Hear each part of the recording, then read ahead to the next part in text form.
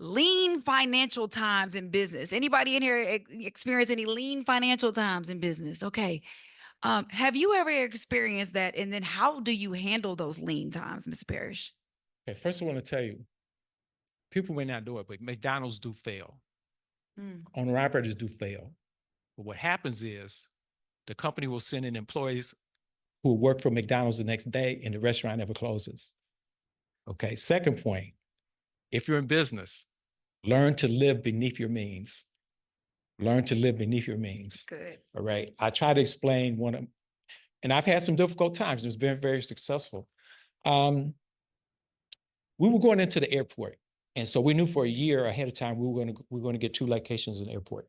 This was 96. 95, we were prepping. We opened in 96. And I'm still in the airport, Terminal A.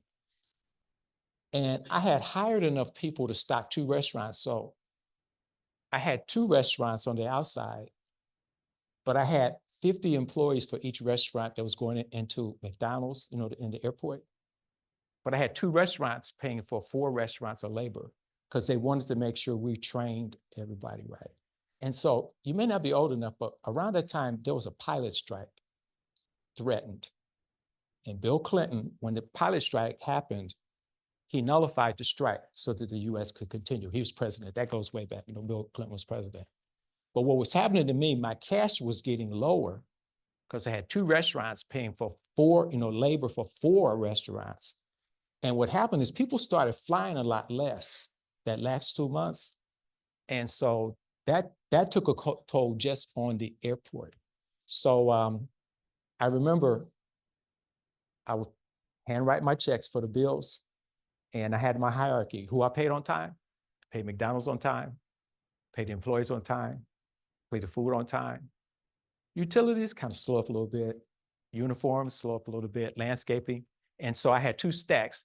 Those checks that went out, like the wife, she know how to lay them out. Those checks went out that day, and I had this other stack where I'll come wait about 7 to 10 days.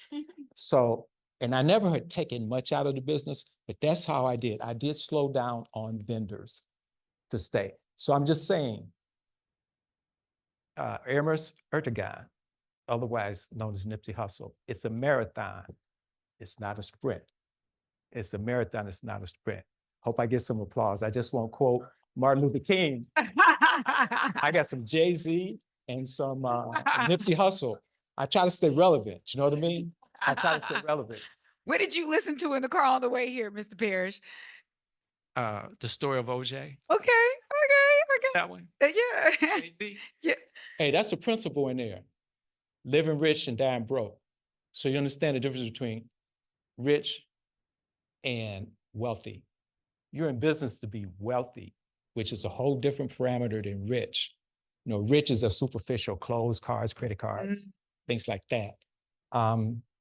Whereas the wealth, you're trying to build generational wealth.